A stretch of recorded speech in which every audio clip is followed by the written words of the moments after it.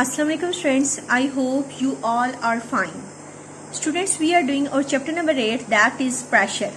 Today our topic is the gas laws. यानी कि आज के हमारे टॉपिक्स क्या हैं, गैस लॉज के बारे में हैं. ठीक है, हमने गैस प्रेशर के बारे में प्रीवियस जो हमारी वीडियो है उसमें हमने जो है वो पढ़ा था. आज हम गैस लॉज को देखेंगे. Scientists have carried out many experiments with the gases in a container. They have discovered that when you are dealing with gases, there are three things you have to consider: pressure, volume and temperature. The result shows that there are three laws linking the pressure, volume and temperature of the gas trapped in a container, but the temperature has to be measured using the Kelvin scale rather than the Celsius scale you are already familiar with.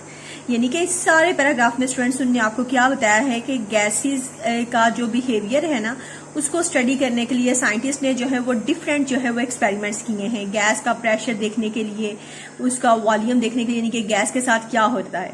तो उनने ये चीज discover की है कि जब आप gas के साथ डील कर रहे होते हैं तो तीन चीजें आपको हमेशा अपने माइंड में रखनी चाहिए. वो क्या है? प्रेशर, वॉल्यूम और टेम्परेचर. कौन कौन सी? एक प्रेशर, दूसरा वॉल्यूम और तीसरा temperature.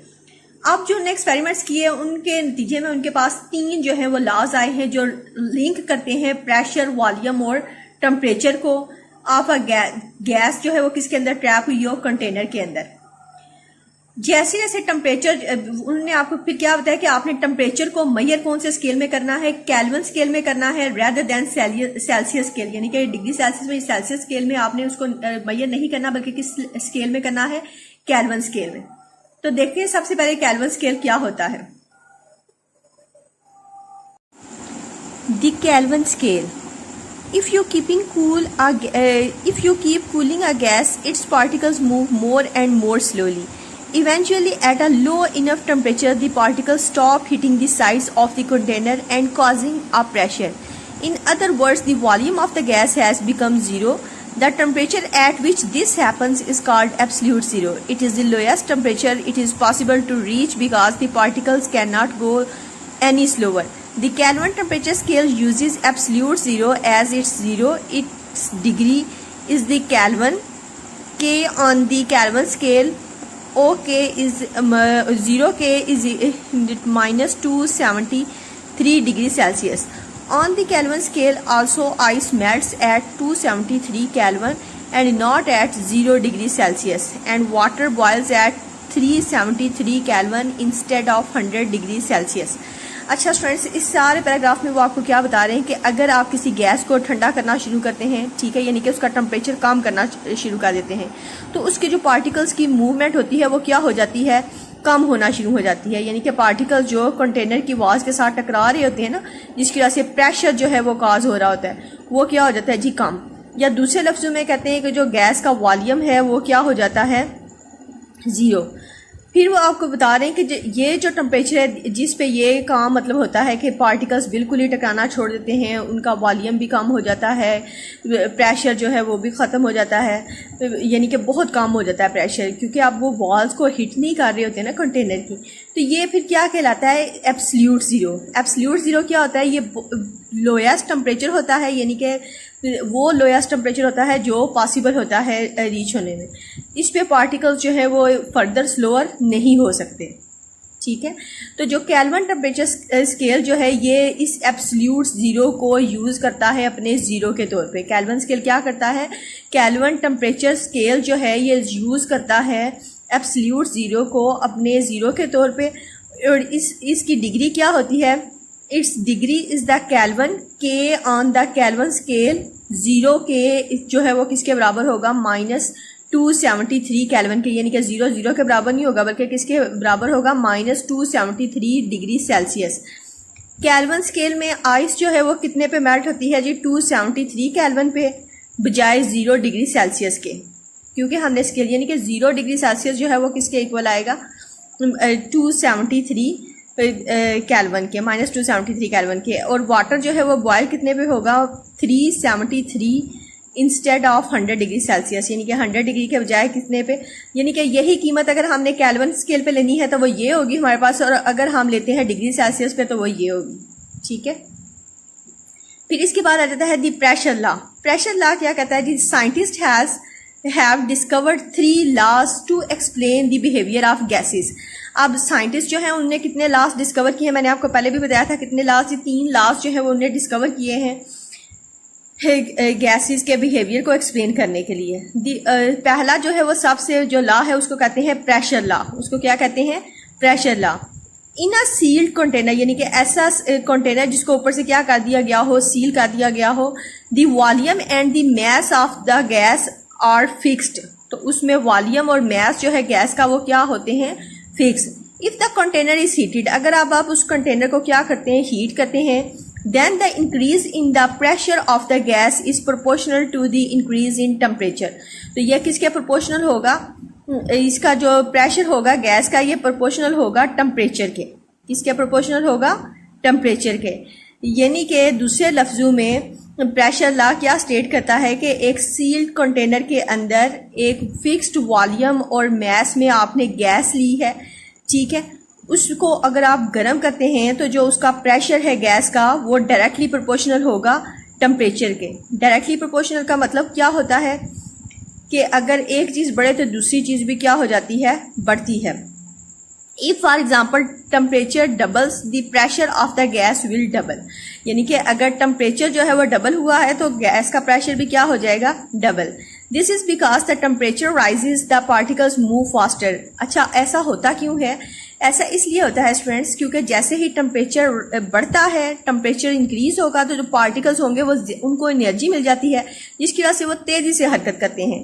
They collide with the sides of the container at the high speed and force and so pressure rises. तो इस तरह से जो प्रेशर है वो क्या हो जाता है, बढ़ जाता है, क्योंकि वो ज्यादा तेजी से आप कोलाइड करते हैं वॉल्स ऑफ कंटेनर के साथ, ठीक है, हाई स्पीड और फोर्स से, तो इसलिए जो प्रेशर है वो क्या हो जाता है, राइज। यानी कि प्रेशर लॉ क्या स्टेट करता है कि अगर आपने एक सील्ड कंटेनर के अंदर एक फिक्स्ड मैस और वॉल्यूम में गैस ली हुई है, ठीक है, आप उस कंटेनर को हीट करते हैं और हीट करने से जो है जो गैस का प्रेशर होगा वो प्रोपोर्शनल होगा किसके जी, इंक्रीज इन टेम्परेचर के साथ। यानी कि अगर टेम्परेचर डबल होगा तो प्रेशर भी डबल हो जाएगा। अगर ये ऐसा होता क्यों है, क्योंकि जैसे ही टेम्परेचर बढ़ता है तो जो पार्टिकल्स हैं वो ज़्यादा तेज़ी से मूव करना शुरू कर देते हैं, वो कंटेनर की वॉल्स के साथ हाई स्पीड से टकराते हैं, उनके पास फोर्स भी ज़्यादा होती है, तो इस तरह से प्रेशर जो है वो उनका फिर बढ़ जाता है। दूसरा लॉ देखें जी, क्या है जी, वॉल्यूम लॉ। प्रेशर लॉ तो हो गया, अब देखें वॉल्यूम लॉ जो है ये क्या स्टेट करता है, according to the volume law if a fixed mass of gas is kept in a large container. अब आपने क्या किया है जी, फिक्स्ड मैस लिया है गैस का और उसे एक बहुत बड़े कंटेनर में डाल दिया है एट अ फिक्स्ड प्रेशर, और प्रेशर आपने क्या रखा है, फिक्स। ऊपर देखें आपने क्या दो चीजें फिक्स्ड रखी थी, यानी कि बेसिकली हम गैसेस के जितने भी लॉज हैं 3 चीजों के बारे में पढ़ेंगे, वॉल्यूम, मैस और प्रेशर के बारे में। कितनी चीजों के बारे में पढ़ेंगे, 3 चीजों के बारे में, वॉल्यूम, प्रेशर और मैस के बारे में, सॉरी टेम्परेचर के बारे में। तो पहले हमने देख लिया कि हमने कौन सी 2 चीजें फिक्स की हैं, एक जो है वो गैस का वॉल्यूम और दूसरा उसका मैस। तो अब आप क्या कर रहे हैं, मैस जो है वो आपने फिक्स किया और दूसरी चीज क्या फिक्स कर दी है, pressure.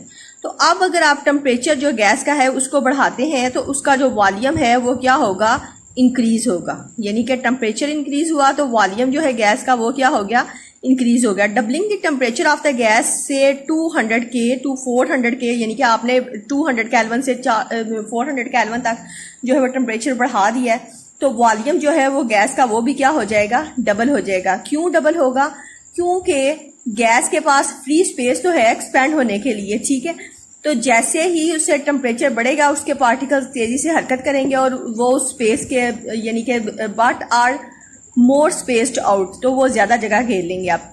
The volume of the gas increases even its mass is the same, mass उसका वही रहा है, ठीक है, मैस सेम रहता है लेकिन वॉल्यूम क्या हो जाता है, बढ़ जाता है, यानी कि वो जगह ज्यादा घेर लेती है। क्लियर हो गया। यानी कि इस लॉ के मुताबिक क्या है कि अगर आपने गैस का क्या 2 चीजें फिक्स की हैं जी, मैस और दूसरा प्रेशर, तो उसको रखा किसके अंदर है, बड़े कंटेनर के अंदर रखा है। अब अगर आप उसका टेम्परेचर जो है वो इंक्रीज करते हैं तो जो वॉल्यूम होगा गैस का वो भी क्या करेगा, इंक्रीज करेगा, ठीक है। ये किसका रिलेशन है जी, ये है टेम्परेचर और वॉल्यूम का। और ऊपर वाला आपने प्रेशर वाला किसका पढ़ा था, प्रेशर और टेम्परेचर का। इसके बाद थर्ड लॉ देखें जी, बॉयल्स लॉ। ठीक है, बॉयल्स लॉ जो है ये आयरिश साइंटिस्ट था रॉबर्ट बॉयल, जिसने ये लॉ जो है वो पेश किया था। ठीक है, तो उसी के नाम की बिना पे ही इसको बॉयल्स लॉ कहते हैं। ये क्या एक्सप्लेन करता है? इसने एक्सप्लेन किया कि how pressure of a fixed mass of the gas changes with its volume, यानी कि किसी गैस का जो प्रेशर है फिक्स्ड मैस ऑफ गैस का वो चेंज किस तरह से होता है? वॉल्यूम के साथ। If the temperature remains constant, इसमें क्या चीज़ कांस्टेंट रहेगी? टेम्परेचर। मैस आपने इसमें भी फिक्स्ड लिया है और दूसरी चीज़ क्या चीज़ आपने कांस्टेंट ले ली है? टेम्परेचर। ठीक है, टेम्परेचर सेम रहेगा। तो क्या वो आपको बता दें कि जो वॉल्यूम है वो चेंज होगा किसके साथ? जी, प्रेशर के साथ। If the volume of the gas increase से 25 cubic centimetre to 50 cubic centimetre, यानी कि 25 से 50 क्यूबिक सेंटीमीटर तक अगर वॉल्यूम उसका बड़ा है, then the pressure falls by half from, तो अब प्रेशर क्या होगा? उससे आधा हो जाएगा। 400 से कितना आ जाएगा? 200 किलो पास्कल में। This is because at the fix temperature, आपने क्या चीज़ फिक्स ली हुई है? टेम्परेचर फिक्स लिया हुआ है। ठीक है, तो इस फिक्स्ड टेम्परेचर पे अब गैस के पार्टिकल्स को अगर वॉल्यूम ज़्यादा मिल जाता है तो फिर जाहिर सी बात है कि ऑटोमेटिकली उनके अंदर प्रेशर जो है वो क्या हो जाएगा? कम हो जाएगा गैस का, क्योंकि जगह ज़्यादा है और जो पार्टिकल्स हैं वो क्या हैं? कम है, और उनके पास एनर्जी भी कम है, यानी कि टेम्परेचर जो कांस्टेंट है, टेम्परेचर वही रहा है। This is because at the fix temperature the particles keep the same speed, उनकी पार्टिकल्स की स्पीड वही रहती है। However they are now more spaced out, अब उन्हें जगह ज्यादा मिल जाती है। And so the collisions with the size of the container are less concentrated, जो कंटेनर की वॉल्स के साथ जो उनका कोलिजन था वो क्या हो जाता है? कम हो जाता है। This pressure of the pressure of the gas falls, तो इस तरह से गैस का प्रेशर क्या हो जाता है? फॉल हो जाता है, यानी कि कम हो जाता है। ठीक है स्टूडेंट्स, यानी कि आपने गैस के 3 लॉज पढ़े, प्रेशर लॉ के बारे में पढ़ा है, वॉल्यूम लॉ के बारे में पढ़ा है। प्रेशर लॉ में पढ़ा है कि अगर वॉल्यूम जो है वो बढ़ेगा, आपने फिक्स्ड मैस और वॉल्यूम लिया था, और उसमें आपने ये पढ़ा था कि प्रेशर जो है वो अगर गैस का क्या होगा जी? वो किसके प्रोपोर्शनल होगा? टेम्परेचर के। टेम्परेचर बढ़ेगा, प्रेशर बढ़ेगा, प्रेशर बढ़ेगा, टेम्परेचर बढ़ेगा। अगर ये कम होंगे तो दोनों कम होंगे। फिर वॉल्यूम लॉ में आपने क्या पढ़ा है कि अगर वॉल्यूम जो है गैस का वो आपने क्या लिया है कि मैस उसका फिक्स्ड है, ठीक है, एक बड़े कंटेनर के अंदर।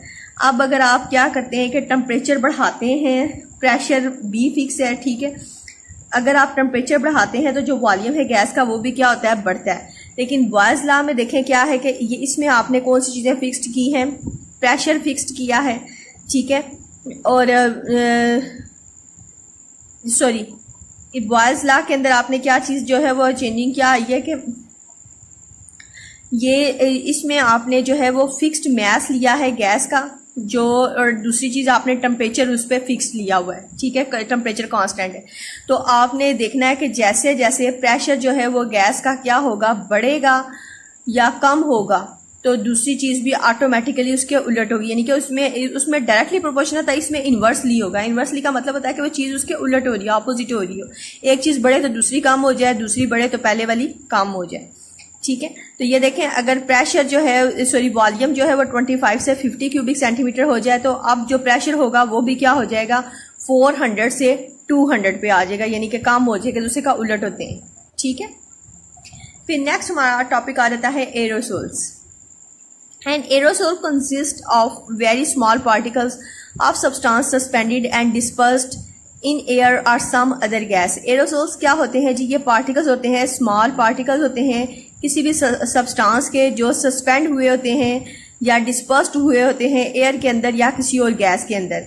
The air is full of floating dust particles and droplets including the germs that we breathe in, यानी कि एयर जो है उसमें क्या है? डस्ट पार्टिकल्स भी होते हैं, ड्रॉपलेट्स होती हैं, जर्म्स होते हैं, जिनमें हम क्या कर लेते हैं? सांस लेते हैं, सांस लेते हुए हम उन्हें अंदर भी ले जाते हैं। Many other aerosols are produced by nature.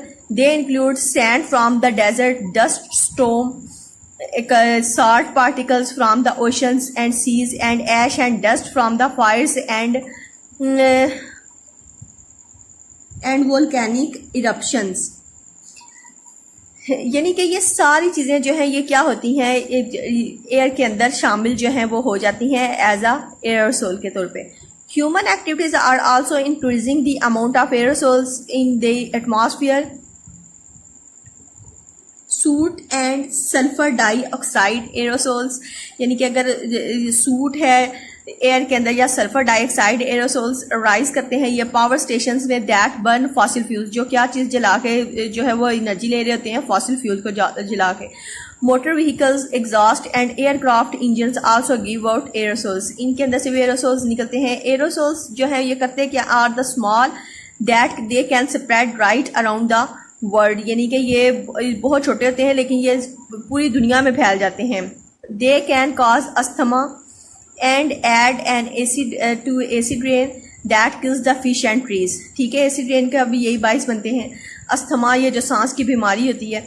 They also play a part in the climate change because they absorb and scatter sunlight, और इसके अलावा ये क्या करते हैं जी, क्लाइमेट चेंज का भी की भी बड़ी रीज़न बनते हैं, क्योंकि ये अब्जॉर्ब करते हैं और स्कैटर करते हैं सनलाइट को, यानी कि उसको अब्जॉर्ब भी करते हैं और फिर उसको स्कैटर भी कर देते हैं।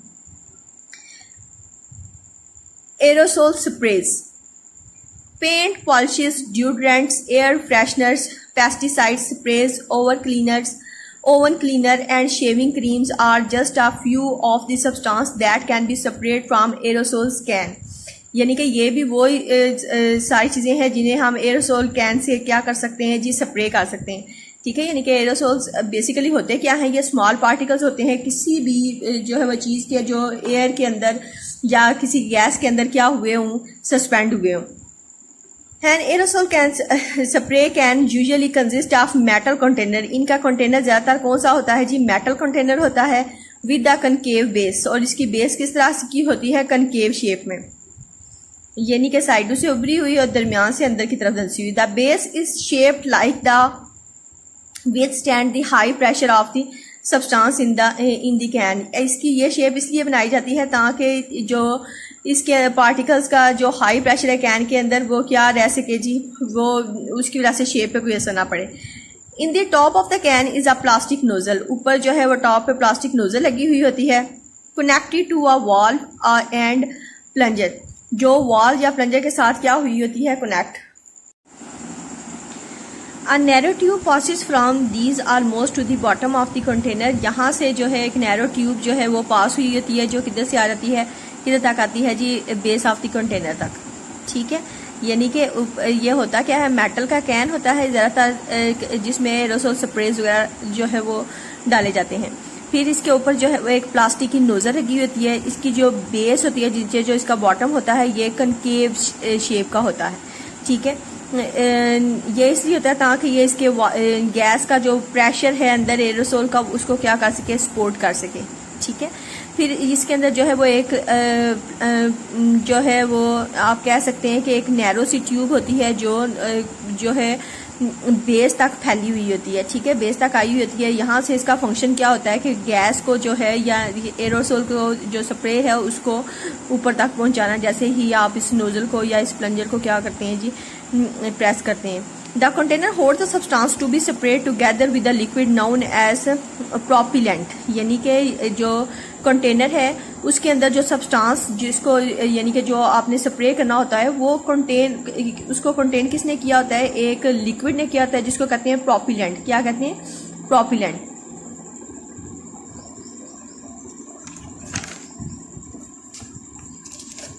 ये देखें जी, प्रोपिलेंट के बाद उन्होंने आपको क्या बताया है, प्रोपिलेंट इज अनयूजुअल, ये अनयूजुअल होता है क्योंकि ये क्या करता है, because it turns into gas as soon as it is able to leave the container. जैसे ही ये प्रोपिलेंट ऐसे लिक्विड को कहते हैं जो जैसे ही जो है उसके ऊपर से प्रेशर थोड़ा सा कम होता है तो वो गैस की लिक्विड से किस शक्ल में आ जाता है जी, गैस की शक्ल में आ जाता है। ठीक है, जैसे ही वो कंटेनर को छोड़ता है। When the nozzle is pressed, the pressure of the gas forces tiny particles of the paint, polish or other substance through the hole of the nozzle. It creates artificial aerosol of the substance. ये क्या करता है जी, उस substance के artificial aerosol को create करता है। At first, most aerosols can use substances called chlorinated fluorocarbons. Chlorinated fluorocarbons, यानी कि जो सबसे पहले जो है एरोसोल के अंदर जो एरोसोल कैंस थे उनके अंदर जो सब्सटेंस डाले गए थे वो क्या थे, chlorinated fluorocarbons, CFCs for short, as their propellant. इनको किस लिए यूज किया जाता था, प्रोपिलेंट के तौर पे। Eventually in 1974 scientist realise that chlorinated fluorocarbons were damaging the ozone layer in the upper atmosphere, यानी कि ये क्या कर रहे हैं, जो ओजोन की लेयर है, जो ओजोन की लेयर है उसको डैमेज कर रहे हैं, ठीक है, एटमॉस्फेयर के अंदर। This thin layer protect us from the harmful ultraviolet rays in the sunlight. ये क्या करती है जी, हार्मफुल जो अल्ट्रावायलेट रेज हैं उनको ज़मीन तक पहुंचने से रोकती है। And if it was damage it could make the human more prone to sunburn, cataracts and skin cancers, यानी कि ये सारी बीमारियां जो हैं वो फिर ह्यूमन बींग्स में किसकी वजह से आ जाएंगी, इस सन की जो खतरनाक शुआएं हैं, अल्ट्रावायलेट रेज हैं, वो अगर हम तक पहुंच जाएं। Scientist have now developed safer propellant, अब उन्हें सेफर प्रोपिलेंट डेवलप कर लिए हुए हैं। And almost all countries have banned the use of chlorinated fluorocarbons in aerosols. Aerosols can that contain safe propellant often called the ozone friendly printed on them, यानी कि उनके ऊपर प्रिंट हुआ होता है कि ये क्या है, ओजोन फ्रेंडली है। कौन से ऐसे एरोसोल्स जिनके अंदर जो है वो ये क्लोरोफ्लोरोकार्बन्स या आप कह सकते हैं क्लोरीनेटेड फ्लोरोकार्बन्स नहीं है। ठीक हो गया स्टूडेंट्स, यानी कि आपको मैं इसकी डायग्राम की मदद से एक दफ़ा दोबारा एक्सप्लेन कर देती हूँ। ये जो एरोसोल्स है ये बेसिकली होते क्या है, ये स्मॉल पार्टिकल्स होते हैं किसी सब्सटेंस के जो सस्पेंड हुए होते हैं किसके अंदर जी, एयर के अंदर या किसी भी गैस के अंदर। ठीक है, इसकी एग्जांपल्स हमारे पास स्प्रेज कौन कौन सी हैं, paint, polish, deodorants, air fresheners, pesticide sprays और ओवन क्लीनर, शेविंग क्रीम्स वगैरह। ठीक है, इन सब में जो है ये सारे जो है क्या है, बेसिकली एरोसोल्स स्प्रेज की एग्जांपल्स हैं। ये इसका सबसे पहले तो inside N aerosol spray can, ये उन्होंने स्प्रे कैन आपको शो करवाया है कि ये इस तरह का होता है। दिस इज द, ये अंदर वो ट्यूब है जो बारीक ट्यूब होती है। This tube is supported to be very narrow, ये जो है ये बहुत ही थिन सी होती है। अगर आप कोई परफ्यूम वगैरह या कोई पुराना आपके घर में रूम फ्रेशनर वगैरह पड़ा हुआ, अगर आप उसको खोल के देखें तो आपको पता चलेगा ये ट्यूब बहुत ही नैरो होती है। ठीक है, फिर ये ऊपर इसकी नोजल लगी हुई होती है, फिर इसका पंजर आ जाता है, फिर आ जाती है ये प्रेशराइज्ड कैन, फिर है ये propellant turn to gas at high pressure.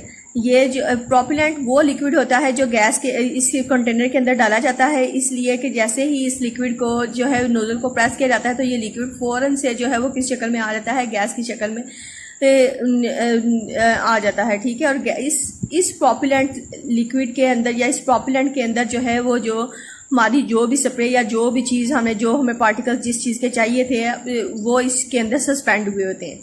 ठीक है, तो पहले जो है वो बता रहे हैं आपको कि वो कौन सा जो है वो प्रोपिलेंट यूज़ किया जाता था, CFCs यानी कि क्लोरीनेटेड फ्लोरोकार्बन्स यूज़ किए जाते थे। फिर क्योंकि जल्दी साइंटिस्ट ने ये रियलाइज़ कर दिया कि ये क्या कर रहे हैं, ओजोन लेयर को जो हमारे एटमॉस्फेयर को यानी कि हमारी जो अर्थ है वहाँ तक जो कह सकते हैं आपके अल्ट्रावायलेट रेज हैं उनको आने से बचाती थी, तो ये उनको क्या कर रही है कि उसको डैमेज कर रही है ओजोन लेयर को। तो इसलिए फिर उन्हें इस प्रोपिलेंट को जो है वो बैन कर दिया। और अब जो जदीद जितने भी अब जो है वो हमारे पास कैंस वगैरह आते हैं उनके ऊपर जो है वो लिखा हुआ होता है कि उसकी जगह उन्हें अदर लिक्विड्स जो है वो यूज़ करना शुरू कर दिए अदर प्रोपिलेंट। तो अब जो आते हैं उनके ऊपर लिखा हुआ होता है कि ये क्या है, ओजोन फ्रेंडली।